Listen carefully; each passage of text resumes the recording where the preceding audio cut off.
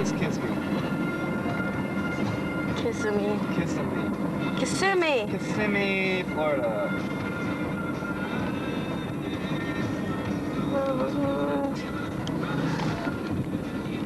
And here we go into the parking lot. Oh boy, what fun. Can you see? $5, please. Every day, $5. Do you have the money? No, baby, you do. Hang on. Oh boy. Try to get 5 ones out of there.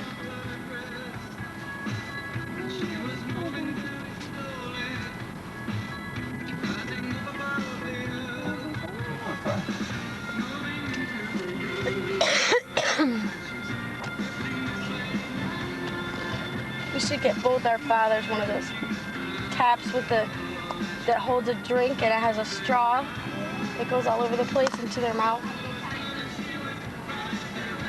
Hi. It's $5. Yep. 1, 2, 3, 4, 5. Thank you. You know that? What? Should get...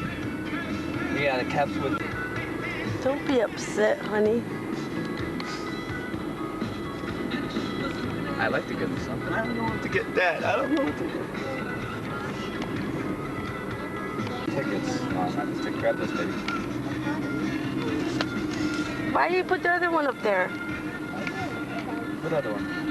I'll leave them all up there. Here we go around the whole parking lot, everybody. This is how big MGM Studios parking lot is, and we're here very early in the morning, as you can see by the time. It's on, honey. Was it on? Yes, you just turned it off. Is that the date? No, you just turned the date off. I had the time and date. There you go. There. Is that good? Yes. Oh, now it's back to the way it was. Oh, I didn't know how you had it. And here we go. Close-up parking for all of us. No trams allowed. This thing just fell off again. They all fall off. Just jump like that.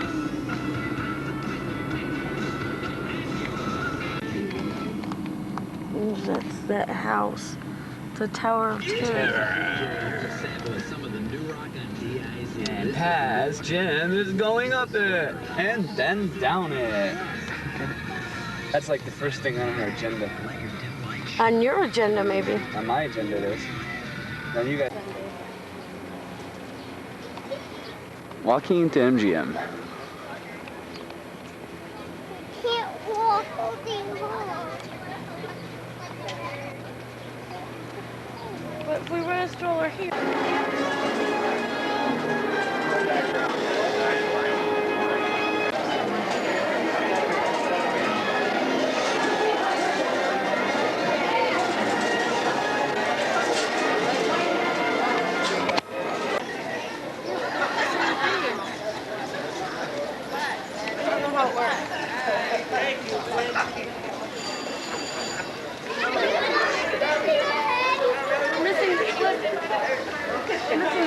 Watch out, honey! What? We're standing right the way it was.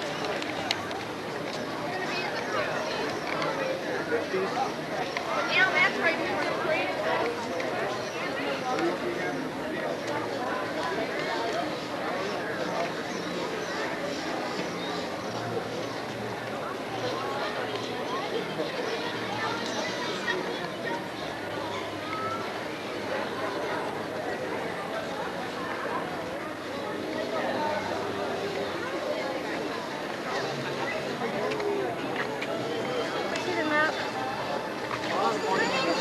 Give him a big hug, baby.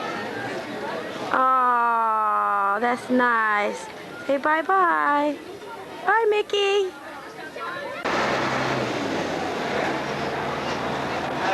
Make sure you look at your feet. Once make sure your shoes are trying to make sure you're standing behind that yellow line. Yes? Make sure you're That's done. Everybody looks good, so just stay where you're at until these doors open up. Once they open, we facing forward, watch. Counterparts of the Walt Disney Studios out in Burbank, California. My name is John. I'm going to be your tour guide today. Sitting behind me at the wheel of our shuttle is our fantastic driver. His name is Sean. Hey, up there. He's going to be steering us very safely through the back lot of our working production center. Now, we are a high-tech production facility. We do feature everything from sound stages and outdoor sets to state-of-the-art editing facilities and recording studios. And we're all clear, so let's start our tour. And away we go. And our tour does begin immediately as we rocket out of the loading area. And take a look off to the right side of the shuttle. You'll see a beige building with some Disney characters on it. That's the home of Walt Disney Feature Animation Florida. That's the only place in the whole world where you can actually go and watch Disney animators work.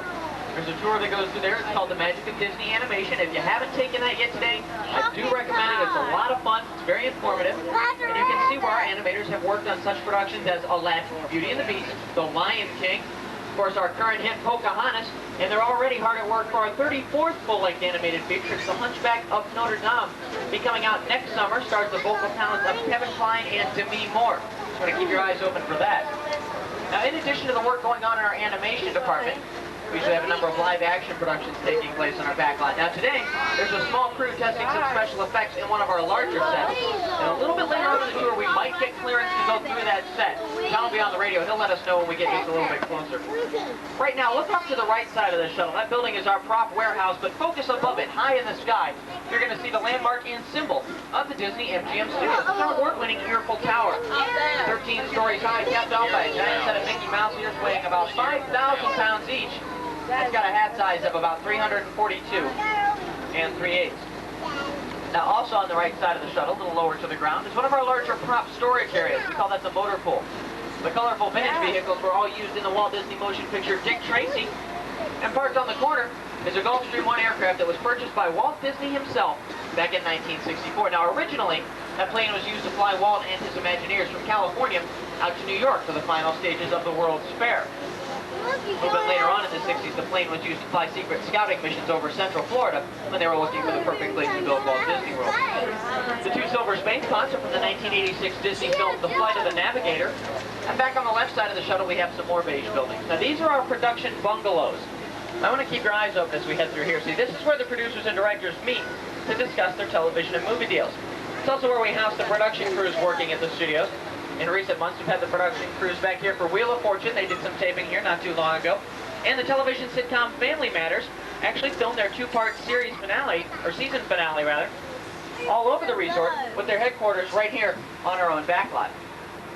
Now, if you take a look here over to the right, you're going to see a very special area. This is where we, I'm sorry, this is the greenery department. This is where we grow some of our plants, trees, and shrubs until we need them on the set. You're going to notice each is in its own individual container. That makes it very easy to transport to and from the set. Now here's the very special plants I was all set to mention. We have a snow-covered tree there on this very warm day. That's from the movie Alive. The odd-shaped and colored bushes and trees are from the Disney Channel's Alice's Adventures in Wonderland. And of course the characters of Aladdin, the genie from Aladdin, and Mrs. Potts and Chip from Beauty and the Beast are called topiaries. Now, those can take anywhere from just a few months to up to 10 years to fully develop. You'll find over 180 of those scattered throughout the resort. Inside this tunnel is one of the more glamorous areas of our tour. This is the creative costuming department. And in here you'll find everything begin with the designer sketch. And many of those can be seen hanging on the far walls. Using those sketches, our artists, tailors, and seamstresses design and manufacture over 12,000 garments every year. And they use about 175,000 yards of fabric to do that.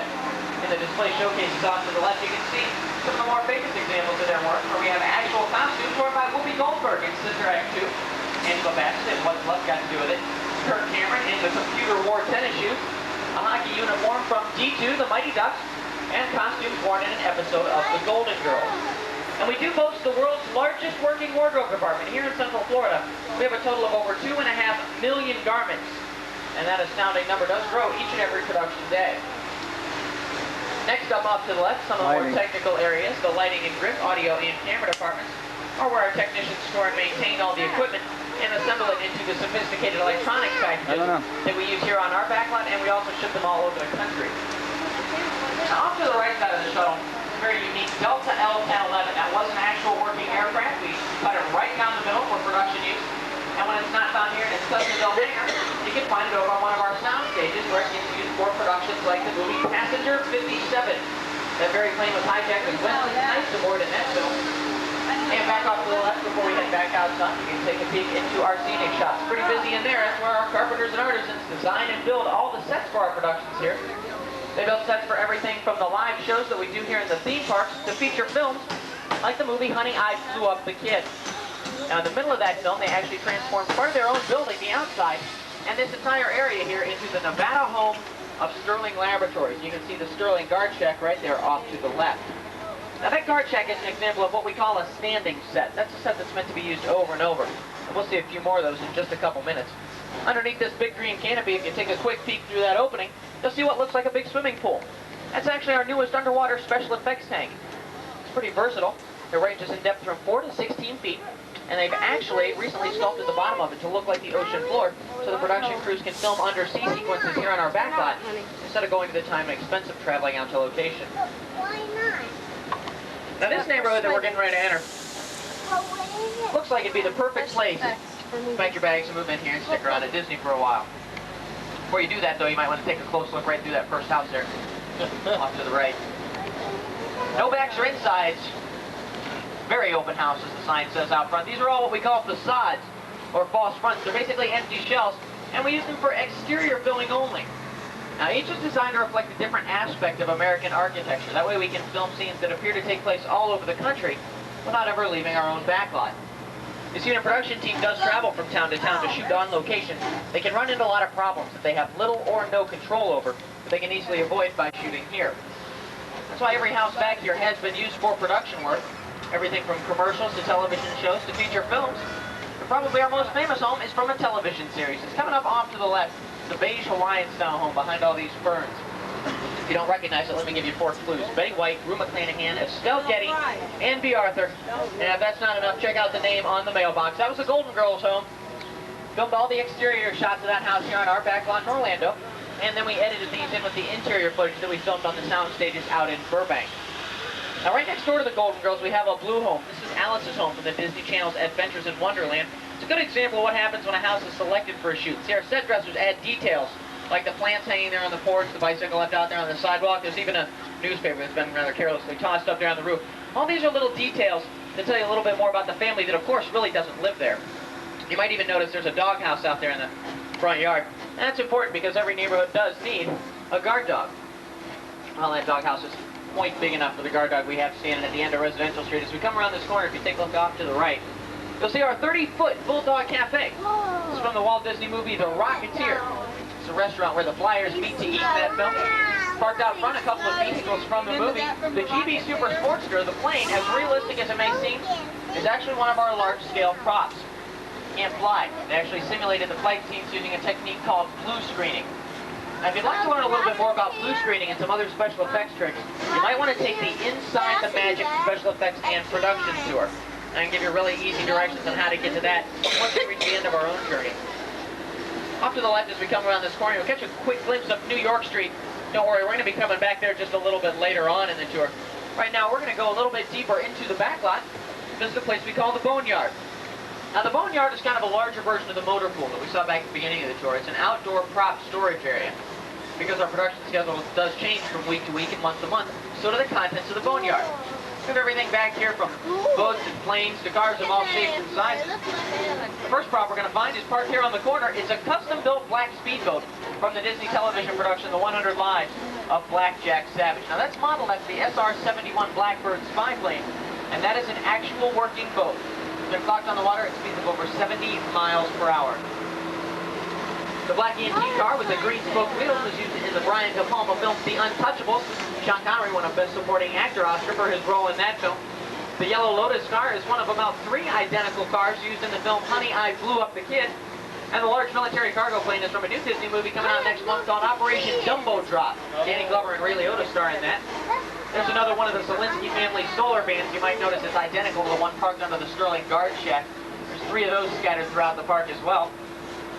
And among these authentic military vehicles, you're going to see a 2-seater convertible, a truck, and a large tank. Now, those are all from the film Indiana Jones and the Last Crusade, from the creative genius of George Lucas and Steven Spielberg. If you saw that movie, you might remember a scene where Sean Connery was dragged along the top of those steel tank treads. If you take a close look, they're actually made of foam rubber. It's a lot easier and safer for the actors and stunt crew involved that way. Now, the three blue Plymouths you see are from the film Who Framed Roger Rabbit. They were used in various stages of destruction. In the movie, what appears to be a single automobile. Every time the car was shot, crashed, or blown up, they used a different automobile prop for every scene. There's actually 7 of those, as I mentioned, and if you want to see the mint condition one, it's up on the racks at Oscar's service station up near the front of the park. You might want to check that out when you're leaving a little bit later this evening. The Pacific Electric Toontown Trolley, also from the same film, that's actually a modified city bus. Our scenic shop created the surrounding panels for it, and they also made those fiberglass coverings that look like steel wheels. But you can really pull them off, they're just hiding the tires. Matter of fact, the next time you check out Who Framed Roger Rabbit, if you take a close look at the Toontown trolley tracks, you'll see that since they didn't have a real trolley, they didn't need to lay down steel rails in the back lot. What they did was simply paint the lines onto the street for the bus to drive over. The helicopter cockpit is from the film Blue Thunder a few years back, starring Roy Scheider and Daniel Stern. That was suspended in front of the screen. The background was matted in. It was used for the close-up shots of the actors inside. And the beat-up bobsled and the push carts, well, used to train the Jamaican bobsled team for their very first trip to the Olympics in the 1993 Disney comedy Cool Runnings. Now, if you take a look across the canal there, you can look right into the back of some of our residential street facades. You'll notice the architectural details, like the shingles and the siding. I'll stop just out of camera range, because we only build what the camera needs to see. Now, those are standing sets like that guard shack I pointed out a little bit earlier. Right now, looks like we're going to stop almost here for just a second. There's a very large standing set behind us. That's Catastrophe Canyon. This is where they were testing the special effects, so we're going to wait here, see if we can get clearance to go on inside. If we can't get it in the next couple minutes, we may have to go on around back. More on that in just a few minutes when we find out what we're doing. Any science fiction buffs on board, you might recognize. Oh, we got it. Okay. Those 2 futuristic police cars are from the movie Blade Runner, starring Daryl Hannah, Rutger Hauer, and Harrison Ford. Now, as I said, we have a green light, so we are going to go inside Catastrophe Canyon. And I should warn you, there's a very bumpy wooden platform in here that we have to go over. If you have any loose valuables, like cameras, purses, small children, spouses, that sort of thing, make sure you have a good grip on them as we head on inside. Now, Catastrophe Canyon is modeled after an actual canyon out in Southern California. It took us about 6 months to build this set. That is an awful long time to spend building a single movie set. But once we get inside, see how realistic it is. You consider how long it takes Mother Nature to build a canyon like this. And you'll find that for 6 months worth of work, our set dressers did a great job creating this makeshift oil field. Used several of our largest working trucks, have a couple of oil rigs pumping away, and a tanker truck that doesn't look so hot, but was actually driven here all the way from California. Now we have a few minutes to get everybody in here. We're going to stop. Let's take some pictures without bumping you around so much. Explain a little bit about what goes on in here. As you can see, the set is a little bit wet, and they still have some water dripping from where they were testing those special effects. See, on a studio backlot, we need to be able to control everything to some degree, and that includes the weather. Because in the movie business, time is money, and we can't afford to sit around waiting for anybody, not even Mother Nature. So take a beautiful sunny floor today. It's great for everybody, unless you need to shoot a rainstorm. So when the director's got the cameras in place and ready to roll, you've got to have some rain ready to fall. We have okay, thanks guys. We have a set of water spouts located just out of camera range. We just turned those on for us. See that water expand out kind of a crisscross pattern. That creates the illusion of a downpour. In fact, though, only about 20% of the set is getting wet. The tanker truck and the back wall of the canyon remains. Guys,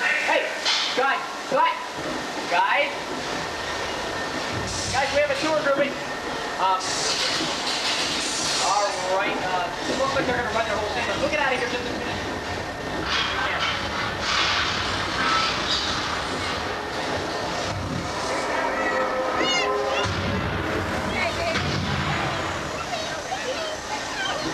Don, stop! It's all make-believe.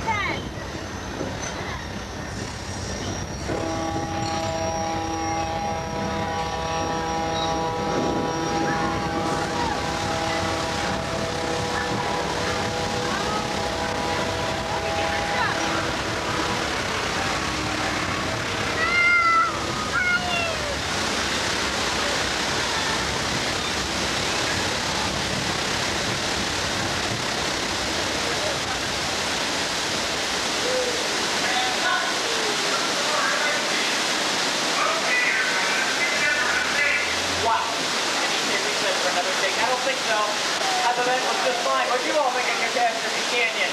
Yay! Right.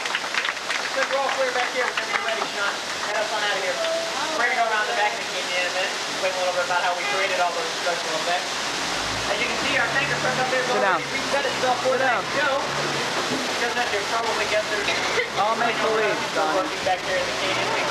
One of those effects specifically so we can illustrate for you. Remember how Mom's The big telling yellow you they're all pipe you see running pretend? throughout the set carried the propane gas for the fire and the explosions, and the large white pipes carried all the water for that flash flood. Now that flood was created when we opened the gates to 3 large holding tanks up on top of the set and sent over 70,000 gallons of water thundering towards our shuttle. Now some of that water was actually shot to the green air cannons you can see back in there. Those air cannons are so powerful. We took one of those to New York City, loaded a basketball into it. We could fire that basketball all the way over the top of the Empire State Building. Now, the earthquake effect you felt was created by large hydraulic shaker cables located underneath the bridge inside the set. We turned those up all the way. We could toss a 1-ton vehicle up over the railing and down into the bottom of that ravine. You see, Catastrophe Canyon was created with the help of a Hollywood special effects team, so that what seems like an out-of-control disaster is actually a very carefully monitored sequence of events. Believe it or not, the whole thing can reset itself entirely in just 3.5 minutes, including recycling all 70,000 gallons of water.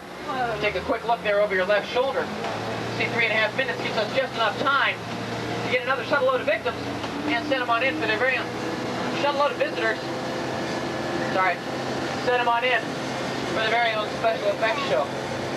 Matter of fact, we're going to pass another shuttle now. We don't want to give anything away, so get a smile and act like nothing happened.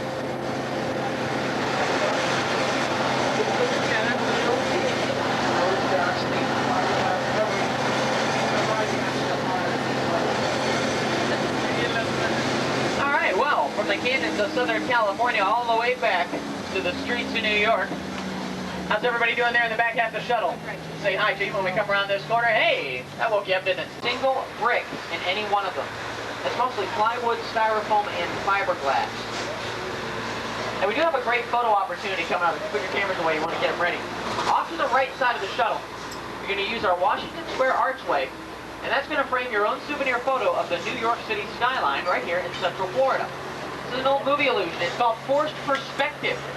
And what appear to be distant skyscrapers are actually hand-painted two-dimensional flats, kind of like billboards, and they stand just about a block and a half away. We also have this churning metal monster here coming through the brick archway. That's the actual Zipmobile from the film Who Framed Roger Rabbit. The evil Judge Doom tried to drive that into Toontown near the end of that film. And speaking of ending, it does bring us to the end of our tour. And once you come into the unloading area, make sure you remain seated until we come to the